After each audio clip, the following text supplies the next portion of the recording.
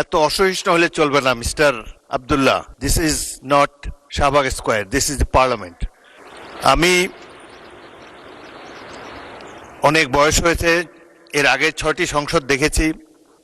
এত সুন্দর পরিবেশ, সহযোগিতামূলক পরিবেশ আগে কোনো সংসদে ছিল না।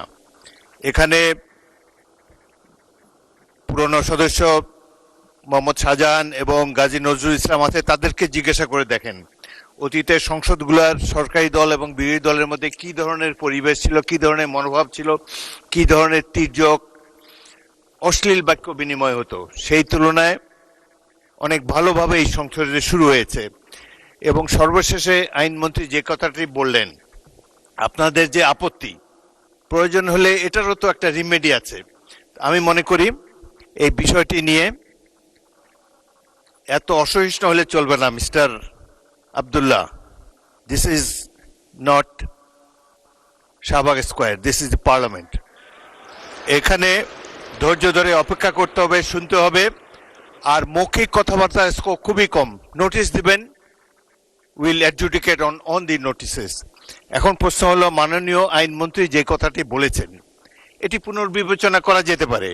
আপনারা দরকার হলে নিজেদের মধ্যে আলাপ আলোচনা করে পরবর্তী অধিবেশনে একটি সংশোধনী বিল আনেন, সেটি নিশ্চয়ই সরকারি দল বিবেচনা করবে।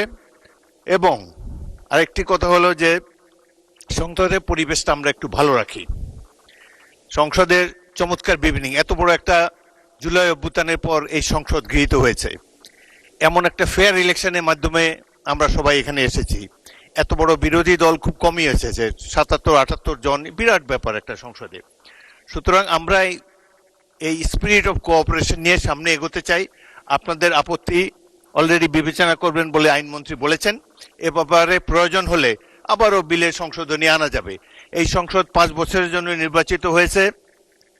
Let us beer with all this differences. আমরা সকল ধরনের অসুবিধা মতানৈক্য কমিয়ে আনতে পারি। গণতন্ত্রের সৌন্দর্যই হলো এই মতভিন্নতা, না হলে তো একটা দলই থাকতো দেশে। এখানে 3-4টি দল অলরেডি আপনারা এখানে রিপ্রেজেন্টেড। সুতরাং আমি স্পিকার হিসাবে আপনাদেরকে অ্যাসিওর করতে পারি, I will do my best to see that opposition gets its due.